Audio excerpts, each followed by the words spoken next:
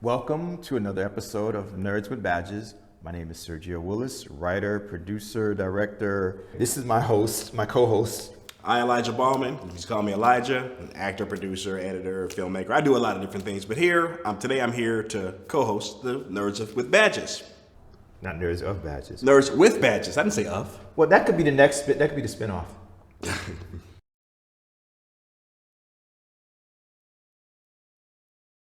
So today we're going to talk about a movie that just came out. Michael Jai White called As Good as It Gets. Damn it, I did it. I did it before myself. The show, he brought up As Good as It Gets, and that's not what we're talking about. God. We're talking about As Good as Dead, starring Michael Jai White. Sorry, Michael. So what were your thoughts? What were your thoughts?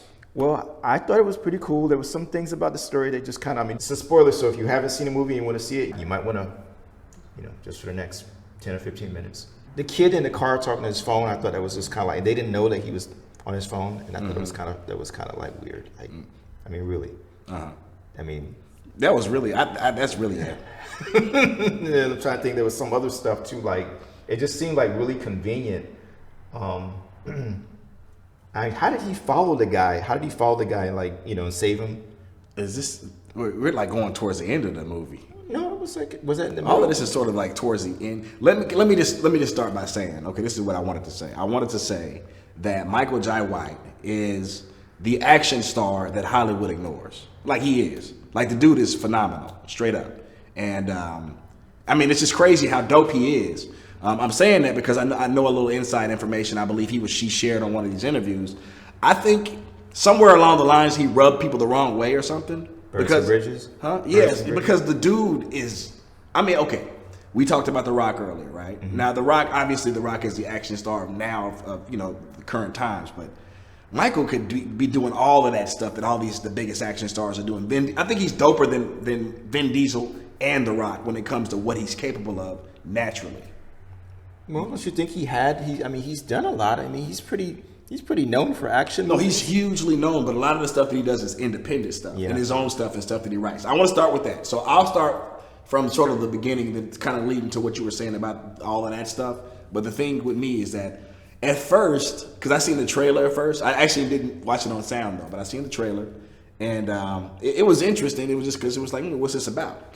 And then so watching it, I was almost feeling like, is this going to be like a Hispanic Karate Kid at first? Like the way it started. Yeah. It really seemed like that. Yeah. And then, but it was kind of cool how dude was just mimicking him. He just wanted to learn the tricks, and then he just, kind of appeared next to him like, come on, and I'll help you out. So yeah, but it was still sort of Karate Kid-esque, but it was kind of cool how that edgy. happened. It was edgy though. It was very edgy. I was liking their camaraderie.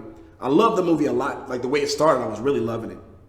But going into how it unfolded, it was a lot of unexpected twists and turns. It's almost like they were trying to make sure that they didn't go too cliche, and they ended up getting real cliche towards the end. Yeah. So you were saying something about, once he gets in the car, when he kidnaps him or whatever. Yeah, and the kid was on the phone, and the guys that were kidnapping him, like they didn't notice that he was on the phone having a conversation.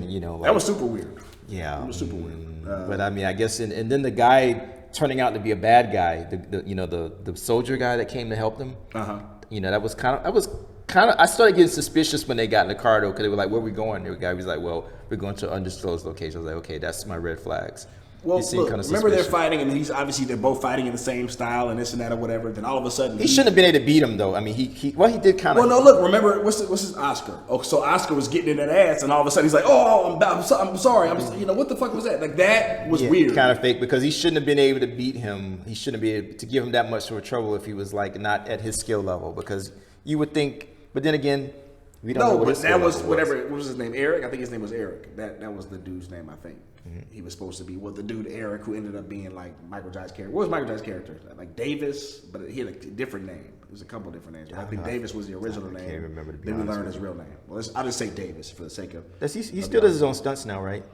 I believe so. I mean, it looked like he was doing them. It wasn't I could, it was some good cuts, but it seemed like he was doing a lot of that stuff. What is the last major release that he's been in though? Like major, other than all I can think about is Batman. You mean as far as mainstream? That's the thing I think a lot of people think about, because, like I said, really just does a lot of indie stuff. I mean, he was in Tyler Perry movies, but that's not like the action based. Oh yeah, the one where they were on the plane, right? And it was like they did like two of them. Yeah, and I think he also came on. He also appeared on on one of his shows. I think it's the same character. Yeah, it's like obviously Tyler has a million shows. Wasn't he kind of like a little like? I don't know, was he cheating on his wife or something? She was like on some like she didn't trust him, and it was a whole situation. But he wasn't the one he wasn't messing around.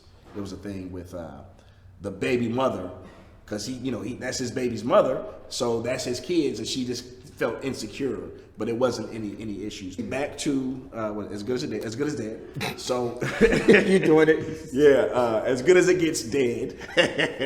That'd be the sequel. Yeah, it really started off strong. And then the whole thing where we find out that Oscar has the brother who's in jail and he's part of that gang and all that. A lot of that stuff was really awkward. It was like really cliche type bully type essay type shit.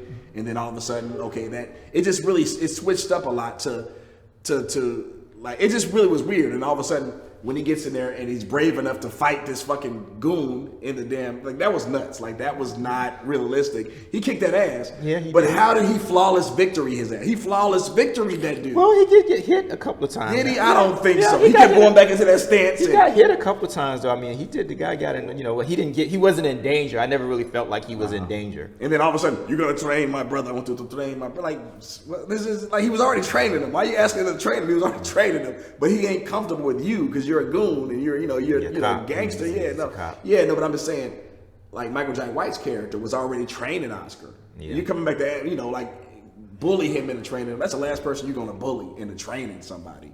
But at that point, even though it was the thing is, the movie was really fun. There was a lot of fun things going on. I think the most interesting thing I thought was the twist that how he became allies with the original villains, and then we found out the real villains, were bigger fish. Yeah, it was interesting, but. Started getting real cliche towards the end as far as the killing scenes, the fighting scenes. Him not getting shot at all, and the bad guys missing, like watching G.I. Joe. Old school, nobody ever gets shot. Old school Steven Seagal. Running through them. Remember Steven Seagal movies? He whooped that ass. He probably is an old school Steven Seagal fan because Steven Seagal barely got touched. I don't remember him ever really getting touched. Oh, let's not talk about Steven Seagal. Yeah, no, but Michael, that's a whole nother episode. Michael is a whole because he's an amazing. As we were saying before the show, he's in amazing shape. The dude is just continued to keep his physique like I was saying earlier, like it makes me so envious in a way because I wish I could just stop eating donuts so much and just be on my regimen. But that dude is definitely on his shit. All that with no steroids. Yeah, as far as we know, I don't know. What do you think? You think so? I don't think so. But what was the first movie that you've ever seen him in? Probably Spawn. I mean, that's probably no. Tyson.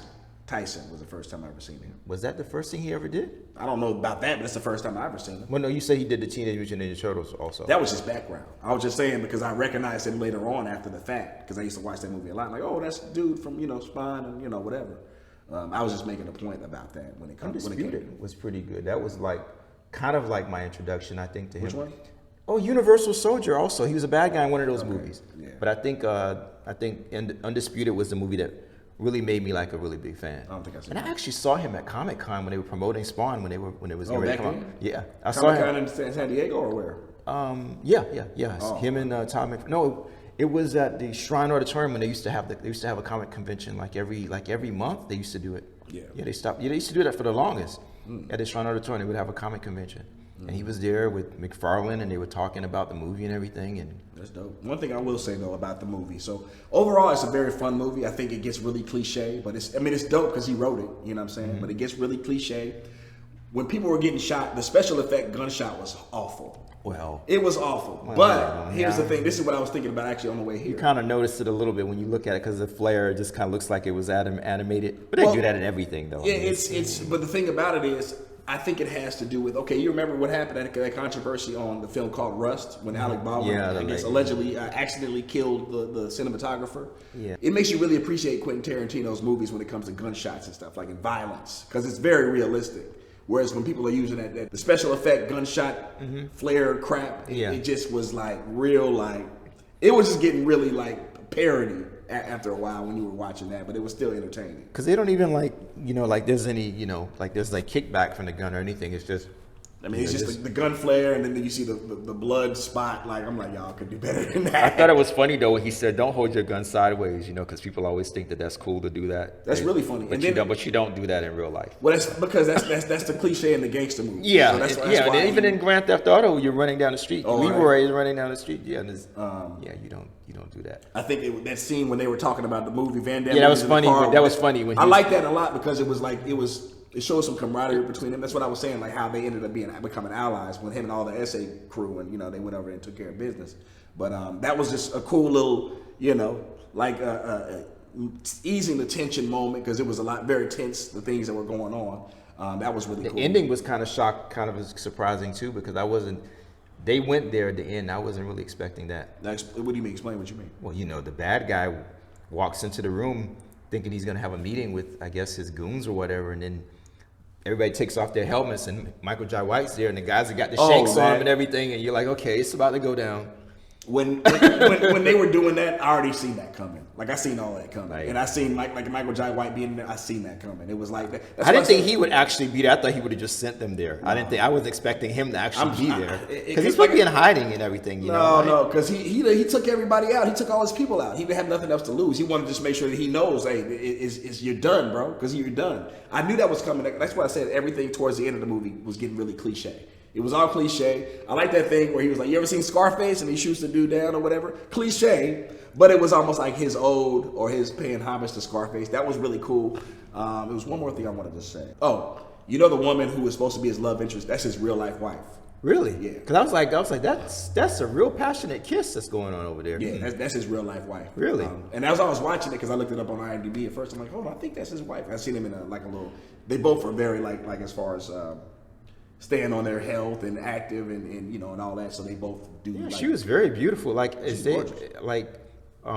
she an actress or was that just? Yeah, no, she's an actress. She's an actress. And then I had also seen on her IMDb, she was the woman, the main love interest on LL Cool J's "Hey Lover" video. So I think that's probably where I originally recognized her from. But she was super young back then. Would you recommend the movie? Like, would you? Yeah. I would definitely recommend it. Out of 5 stars, what would you give it? I'm gonna give it a 3. You gonna give it a 3? I give it a 3 because it was fun. It starts off real dope. I think it starts off real dope. It was really, but I just think where they went when they introduced his brothers and all that, I think it was starting to get real cliche and kind of falling apart. It was almost like contrived the way that it was, unfolding. I could predict everything there, but it doesn't mean that it wasn't a fun movie. It was really fun. It was really fun, enjoyable. I give it 3.5. I give it 3.5. Okay, you give it a little bit more. Yeah, because I'm a big, Michael Jai. I mess with Michael Jai White. I think it's so dope that he produces his own stuff and he writes his own stuff. And I think I seen him in an interview saying something like, Hollywood. Well, specifically, he said it with Black Dynamite. He's like, Hollywood wouldn't give me this role, so I created it for myself. And there's another one he has coming out where it's like. But the cartoon is hilarious. You ever watched the cartoon? I've seen one episode because it's an episode where they did Michael Jackson. I was getting ready to say, did you see the one where he was like Shimon, and that's where they came up because the baby died, and that's why he's always said Shimon. The Michael Jackson. Yeah, that was just. Oh my God, it was crazy. Yeah, that's kind of outrageous. That cartoon is just like. Yeah, the cartoon was really good. It's very underrated. I think it's classic. I think it's like a Boondocks version of Boondocks things. And they call them my ninjas instead of saying, they always say the ninjas. It does funny. Yeah. I didn't watch it enough to know, but I know that episode. And I just wanted to see it because it was like, what the hell is going on here? I watched a couple of things over the weekend. Well, I watched Octavia Butler's new Hulu series called Kindred. I just watched the first episode. I didn't actually thought it was just a movie initially, but there are only like 6 episodes, I think. It's about a lady who gets challenged. She wakes up and she's like in the slave times, and the slave owners are trying to kill her or whatever. And she's in the middle of or she finds this kid drowning and she pulls him out of the water, and the lady, he's trying to give the kid like CPR, but the white lady comes and she's freaking out. She's like, "Get away from him, you demon!" She's like freaking out, and she's giving the kid CPR, trying to save him. And then the guy comes and she has to run away, and he's chasing her, and it's pretty crazy. It's terrifying to actually think. To imagine. Like I was talking to some of the crew earlier about how terrifying it would be to just be teleported into slave times as a black person. They'd be trying to kill you. And you couldn't control it. and you just you walk into the bathroom, and then when you walk outside, you're like in some forest somewhere in Louisiana, you know, and slave owners are after you on horses, and you're in your bathrobe running. There's one thing that I really appreciate. There's one thing that I've always appreciated about my life living in this modern time is that I wasn't a slave and didn't have to be a slave, because that would be terrifying. I mean, it is horrifying. Her mother is actually stuck in that time period. Somehow they're able to time travel, and her mother was never able to figure out how to get back to our time. So she actually meets her mother. Oh, wow. When she, Wait, so her mother was teleported back into those times and this was there? She was just stuck there. She was never able to come back. She can't come back to the present. I mean, it's like insane. And then Octavia Butler, I was introduced to her because I saw she had a book years ago that came out called The Fledgling, which is about a vampire chick who's got like amnesia. She doesn't know. You find out as you read the book, she got shot in the head and it just messed up her brain. So she's like recovering gradually. But it's a big mystery that unfolds. She's this 12-year-old girl, but she's really like a few hundred years old. Wow. And she's just a vampire. Yeah, it's pretty crazy. That sounds dope. And there was another vampire thing I saw recently called The Initiation, about a lady, this black lady. I'm trying to remember. I think she does like some ancestry thing or something, and she finds out that she has relatives in Europe, and she meets them, and they like really click. And the guy, and you know, this white guy she meets is like her distant relative. He invites her to come back to a wedding that's going on. She's like, well, I can't afford that. And he's like, oh, don't worry about it. You know, they're like filthy rich. So she goes over there, and the whole family, they're all like vampires. Oh, wow. I mean, like Dracula is like the big person that runs everything. You see, that's called initiation. The invitation. Oh, the invitation. Okay. Yeah, and it's interesting how the story unfolds, because I mean they kind of like put in like some elements, like Dracula having 3 brides. Like he needs that. He actually needs three brides to like make his power more complete. That's so he has 3 full square meals a day. Well, he has 2, but then when the girl actually is going to be like the 3rd, because they were looking for someone of that particular bloodline. They didn't know that she was out there like, as an orphan or whatever. So he needs a bunch of different blood types. Is that what he just is a specific type to be his wife. But all 3 of them have the same blood type, or what? I guess or their family line or something. Oh, okay. So like at the end of the movie, spoiler alert. This is a movie? Yeah. Oh, okay. I know if it's okay. She gets the vampire power, and I guess she realizes that there's like no way she can escape. So she lets Dracula like turn her into a vampire, and she like basically kicks his ass. But she has help from one of the other brides because she feels sorry for her being in a bad situation like that, because she's all like terrified. They're eating people, and blood spraying everywhere, and it's a big ass nightmare. First it's all wonderful, and she sees a beautiful house, and it's all nice and big estate, but then it becomes like a damn nightmare. So one of the brides like kind of feels sorry for her and like actually helps her, but it's kind of like in Dracula 2000. I don't even remember the end. The girl had powers and she was able to fight back. I seen it in the theater years ago. I don't really remember much about it. And she ended up killing Dracula. It was pretty interesting. Yeah, she ends up, and he's actually Dracula. But I think the names of the characters are like, I know Harker is mentioned. Harker was like a character in the Dracula books, Bram Stoker's Dracula, and I don't think they call themselves vampires. I think they call themselves Strigoi or Nosferatu or something like that. I don't think they call themselves vampires, which is, I think that's in Romania, that's what they called them or something. Strigoi or something like that. Yeah. You probably find the term vampire extremely offensive. It's probably like a racial slur. That's what it's saying. I mean, that's probably what it, man. The segment of the show I like to call Show and Tell. Okay. So I brought something. I probably should be committed to some clinic for being addicted to gadgets. I agree. I do have the Steam Deck. I have the Nintendo Switch. He's a fiend. This particular device here, I'm trying to drop this thing, is called the Logitech G Cloud.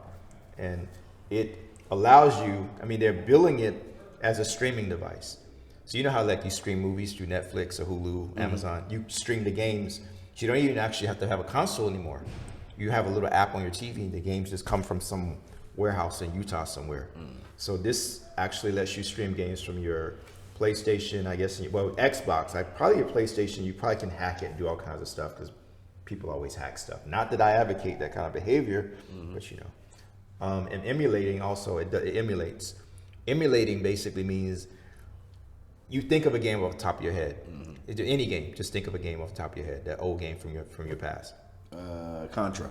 Okay, you can find Contra online and put that up here, and it has software in it that allows it to play the game just like it was being played on the Nintendo back then. Oh, I think you told me about that before. Yeah, that's what. So emulating is like, it's a big thing now. I mean, it's kind of like out of control. I mean, I don't know, since COVID, all these systems have been coming out that emulate, and some companies are getting mad at them, obviously, because if you can go online and download the games for free and play it, then the companies can't make any money. So they're, but if you can't buy the game anywhere, and you want to play it, or you got to spend $1 million to buy the game, what else are you going to do?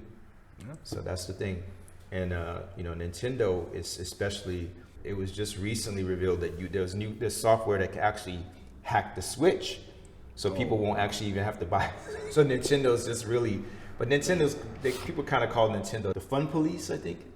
Yeah, there's a meme, what do they call it, meme? With, one of the Nintendo executives, and then he's like blowing a whistle, they have him looking like he's blowing a whistle, like in the cops, in the Britain or London with those hats.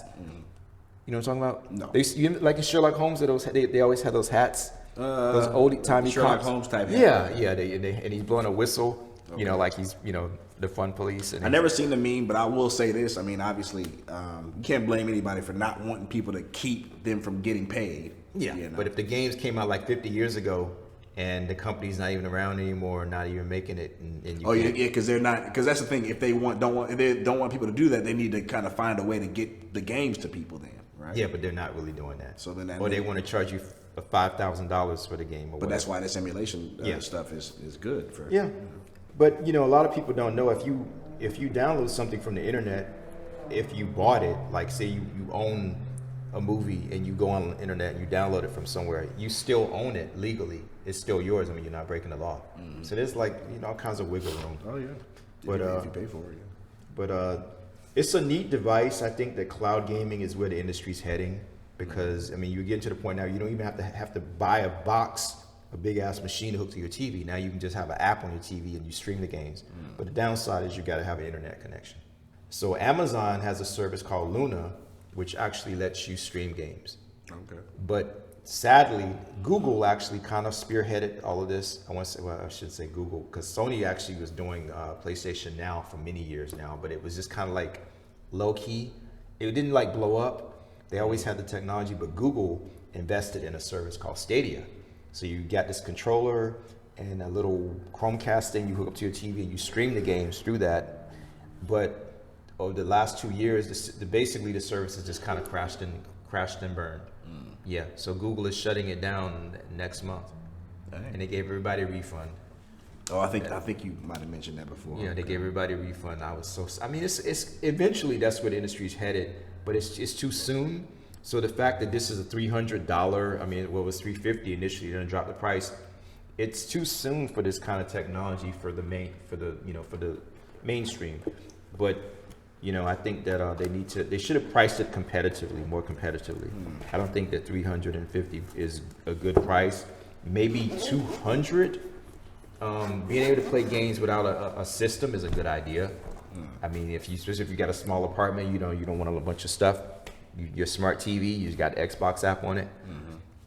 And emulation is, that's becoming a big thing, because what's happening is since the companies aren't making these games anymore, developers aren't able to get paid for their work. It's another thing that companies will do. Like they'll release a system, like Nintendo is famous for doing this. They'll release the Switch, and then they'll release the Switch 2 will come out, and your games won't work. Your old games won't work on a new. Why? That doesn't make any sense. You should be able to. So that's another reason why people. They're trying to get you on the come up. That's why people emulate, though. That's another reason why because Nintendo has been doing this for forever.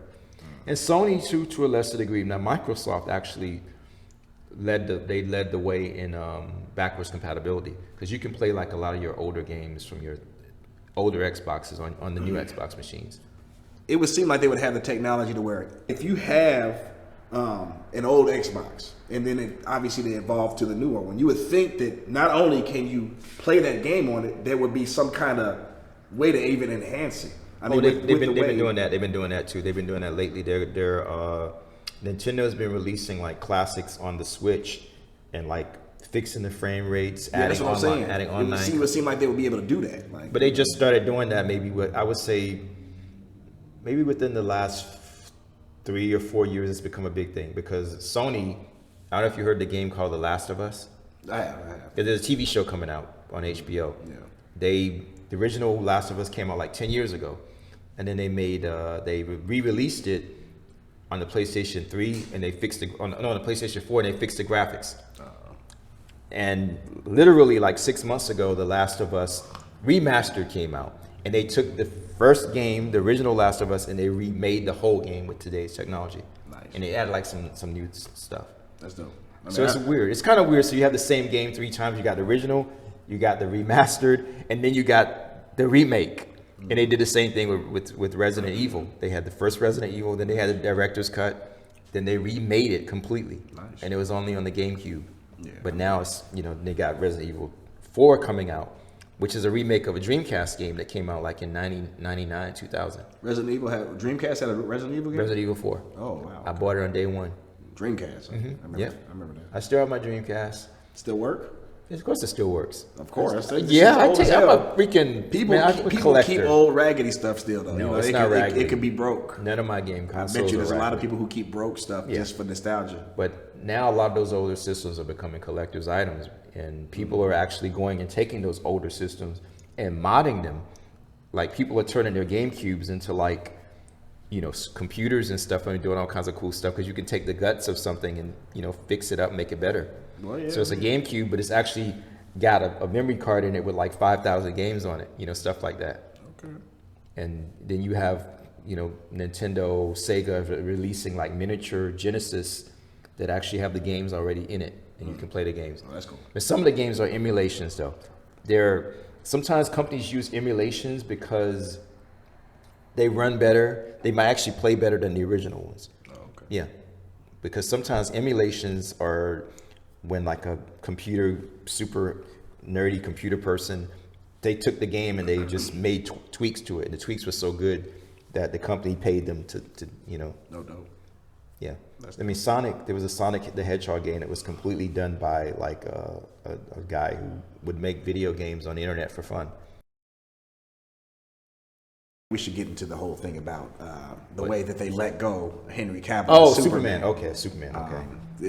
Because obviously, with Boo. James Gunn Boo. and whoever his partner is taking over as, I guess, CEOs or whatever. I don't know exactly what their title is, but they're cleaning shop is what I'm hearing or reading about or whatever. Is that they're kind of cleaning shop, and they even canceled the Wonder Woman movie, right? They canceled the Wonder Woman movie. Well, they didn't like the script. They didn't like the script. Well, from what I've heard, it seems like they're just gonna start from scratch, and I think that they have a good person having James Gunn in there because James Gunn comes from the Marvel formula, which Marvel did it right.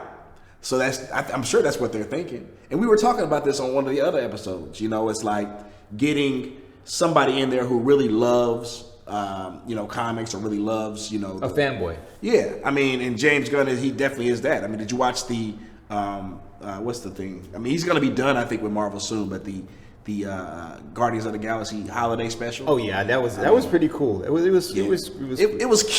It was really cute. Yeah. But I'm just saying, James Gunn has a certain vibe and a certain vision. I didn't know that Mantis was Peter's sister, though. That's just kind of it's like not in the comic. It's not like that in the comic, is it? Honestly, I don't know. Maybe. I think they did that for the holiday play on. It's just sort of a nice holiday feel. It was cute. Like I said, it was cute. I enjoyed it. It was, it was a sweet little thing. But they're canceling stuff, though, man. It's like, what the hell? They canceled Batgirl. They canceled Batgirl. All the crap that's going on with Ezra Miller. What the hell? Shazam. Is Shazam canceled? They couldn't even get Superman to show up in a cameo. Well, they did, but it wasn't Henry Cavill. No, but Shazam. Here's the thing: Shazam movie's supposed to be coming out. Well, yeah, Shazam's coming. I'm just saying, I think they pushed back the release date on Shazam. I think Shazam was supposed to actually come out earlier. I believe so. See, the thing is, Aquaman too. From what I'm hearing, they're cleaning the house over there, man. So I think that Shazam will probably come out, and then I don't know if they're gonna keep Zachary, whatever his name is, as Shazam and keep that, or if they're gonna just start from scratch. And Aquaman is gonna become Lobo. I heard that. Yeah. He's like, what? Why? I honestly, I think it's a good idea because I even said this to you on the phone once. I just think that DC, they fucked up over there very badly. And they need to clean up house. You didn't like Aquaman? No. Really? No, I did not. Here's the thing. My whole vision was I thought that maybe they could use the multiverse theory or something like that to clean house. Yeah. And bring in, I was saying to you, bring in Grant Gustin to play the Flash because I think he's been the best Flash that we've had in modern times. They did a little cameo with him. I seen that. We talked about that it was on the first time they introduced, when they really started introducing the multiverse. In the deep, because I watched the whole Arrowverse. I just need to. Flash's season's almost over, and that's going to be done, a wrap for the Flash. Yeah, season 13 episodes. Yeah. That's going to be a wrap for that show. Yeah, Ezra Miller showed up in a little cameo on the Arrowverse. Well, yeah, that's what I was telling you. Yeah. It was real brief. That was kind of cool, but that was when they still had they still had the plans of keeping the universe the way it was, and they're trying to fix it. But I just think it's beyond fixing. I think the biggest thing that caused that was Black Adam bombing at the box office. Because that's where they brought Henry Cavill back on for that aspect of it, which was... It helped. I think it was a definitely cool helped. little scene. It was cool to see him. He looked cool. But James Gunn, like, man, get the hell on. He said, get the hell on. And I feel that. I think it's better to start from scratch. You didn't like Black Adam? You didn't like Black Adam? It was cool. Black Adam was cool. But I'm just saying, that's what I'm thinking. If Black Adam didn't bomb, because that was the whole thing. When they got hit, because Henry Cavill, he gave up the Witcher for the Superman. You feel me? Like, he gave up that show. I don't think he gave it up because I think he was having issues with The Witcher because there was some things that he didn't like that they were doing with the story. So it just kind of seems like that. All I know is that's the way it seems. Yeah. It's from some of the reports that I heard from these guys I follow. It seemed like regardless, they offered him like a multi-deal. It seems like that or whatever. So I think they're just going to pay his ass off and he's going to get the hell on. He'll be fine financially, but Henry Cavill? Yeah, I don't think they're going to use him. But it's just kind of weird that they bring the guy back and then like a month later. The thing is, I think that was when they were under. It was different people who had, because The Rock, I think, petitioned to get him into the Black Adam. Oh yeah, he said he did. Yeah, he said heavily for years. That's the point I'm making. So that movie did not do what it was supposed to do. It was cool. Like I've told you before, like I love The Rock, like the People's Champ The Rock. I love The Rock, the wrestler, historically, but I don't check for his movies like that. It's not really my thing. Like The Rock in movies. I always feel like they should have cast a Middle Eastern person to play Black Adam because he's a Middle Eastern guy. It's Hollywood politics. The Rock is a big star. It's what he wanted. He wanted the movie. It was what it was. But I think it's good that he did it because if he didn't do it, it probably would never happen. I liked him in the movie. I liked the character. I liked what he did. It wasn't a great movie, but it was fun. It was entertaining. But I'm just saying, it was all about that money. I think when that movie didn't do good, they're like, all right, now we're gonna scrap. That was probably the thing, like, let's see how this does, let's see how it does or whatever. And if this does well, then we'll maybe go forward with the ideas of Henry Cavill. I think Henry Cavill still would have been good as Superman, but if they're not going to use him anymore. They're going to do a younger person.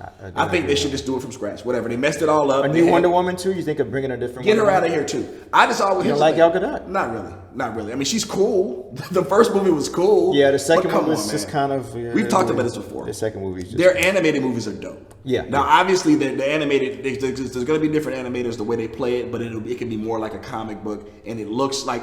I just think that she's too damn skinny, and Wonder Woman needs to be hotter. I agree. She needs to be hotter than that. She should be more muscular, because she's an Amazon. Yeah, she had the good height, and she looks great. She's good looking. I just think she needs to be thicker, stronger. I want to see her more like from the Justice League series. What's with Marvel though in the cartoons though, man? What the hell happened to Marvel in the cartoons? They just stopped making cartoons. That's not really what their specialty. Like that's not really what they do. They had some good cartoons though. Well, I mean, not. Well, no, did have some good. Yeah, the Wolverine versus Hulk versus cartoon, and that was a film. Doctor Strange, the Doctor Strange movie, Iron Man movie. Yeah, I like those. I mean, but here's the thing: those came before the MCU. A lot of those came before the MCU. Well, they were around the same time as Iron Man, and Doctor Strange hadn't come out yet as a live action. But that's what I'm saying. Before the MCU, I mean, those came right before the first Iron Man, 2007. The MCU created a whole different atmosphere for Marvel, so they had some cartoons, but that wasn't their main priority.